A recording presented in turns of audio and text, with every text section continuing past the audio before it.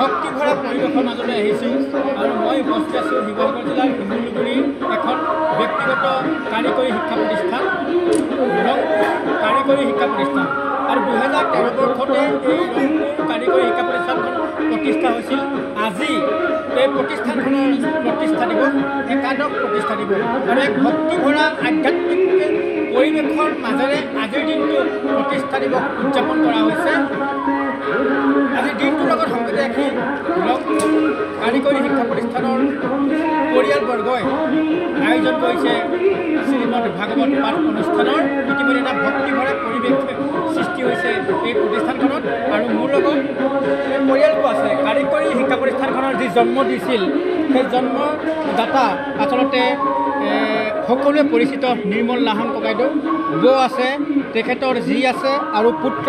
এই পৰিয়ালটি আচলতে সুদূৰ প্ৰসাৰী এক প্ৰভাৱ পেলাব পৰাকৈ এই প্ৰতিষ্ঠানখন জন্ম দিছিল আৰু সেই প্ৰতিষ্ঠানখনে আজি একাদশ বাৰ্ষিক প্ৰতিষ্ঠা দিৱস কিন্তু অন্য জাক জমকতাৰে নহয়, এটা আধ্যাত্মিক পৰিৱেশৰ মাজেৰে আজি প্ৰতিষ্ঠা দিৱস উদযাপন কৰিছে। ভাগৱত পাঠৰ অনুষ্ঠানেৰে এই অনুষ্ঠানটি আজি আয়োজন কৰিছে কাৰিকৰী শিক্ষা প্ৰতিষ্ঠানখনত। আৰু প্ৰথমতে আমি শুভেচ্ছা জনাইছোঁ এই আধ্যাত্মিক পৰিৱেশৰ এটা দিয়াৰ বাবে। আপোনাৰ যিহেতু 2013 বৰ্ষতে প্ৰতিষ্ঠা হৈছিল, আহি আজি 11টা বৰ্ষ পালেহি, 10টা বৰ্ষত কি ক'ব, কেনেকুৱা অনুভৱ হৈছে এই মুহূৰ্তত? আজি আগতো আমি ভাগৱত 5 বছৰ মূৰে আমি ভাগৱত পাঠ কৰি আহিলোঁ।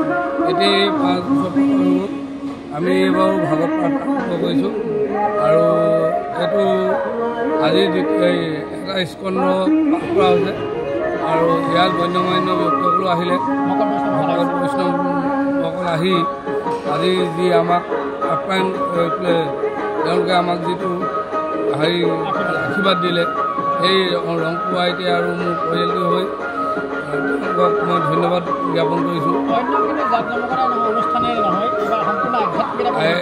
এইবাৰ পূৰা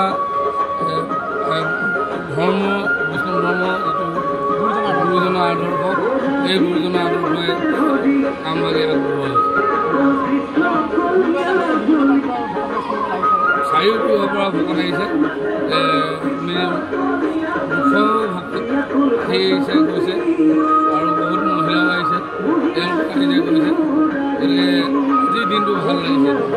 হয় বন্ধুসকল, এই পৰিৱেশ পোৱাটো সঁচাই ভাগ্যৰ কথা।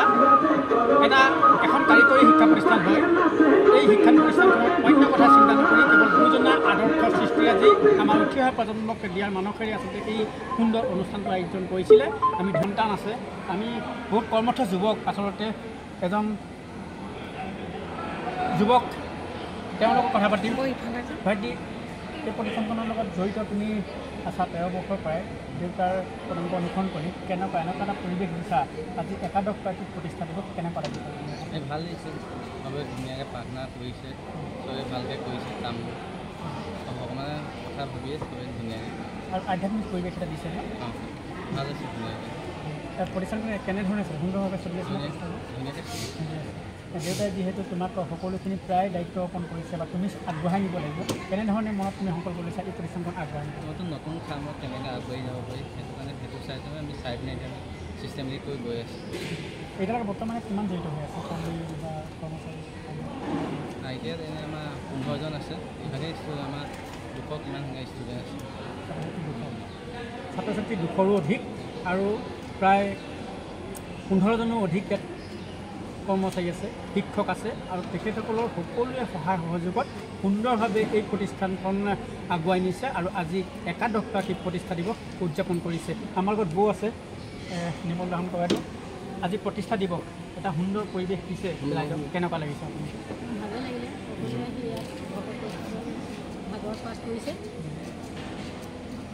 এই পৰিৱেশ সকলোৱে মিলি জুলি আৰু ভকত বৈষ্ণৱ পদধূলা পৰিছে।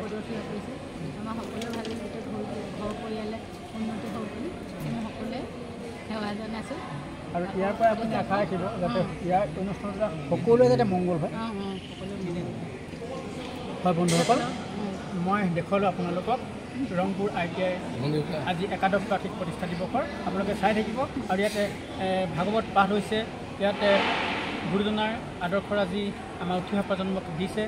ইয়াত আশীৰ্বাদেৰে আচলতে ভৰাই তুলিছে সমগ্ৰ পৰিৱেশ। আমাৰ লগত ভণ্টি আছে, তেখেতৰ সুযোগ্য কন্যা। কেনেকুৱা লাগিছে আজি? ভাল লাগিছে আৰু আগলৈও এনেকুৱা হৈ গৈ থাকক, ৰংপুৰা এতিয়া আৰু উজ্জ্বল হৈ গৈ থাকক। আৰু এজন অন্য পৰিৱেশ নহয়, কিন্তু কেৱল ভক্তিভৰা পৰিৱেশ এটা দিছে। সেইটো হয়, এইটো এতিয়া নতুন হিচাপে আগতেও এয়া কৰা হয়, কিন্তু এইবাৰ আৰু বেছি বহলকৈ কৰা হৈছে, আগলৈও যাতে এনেকৈ কৰিব পৰা যায়। হয়, আজি ব্যতিক্ৰমীভাৱে আচলতে এই প্ৰতিষ্ঠা দিৱসটো উদযাপন কৰিলে।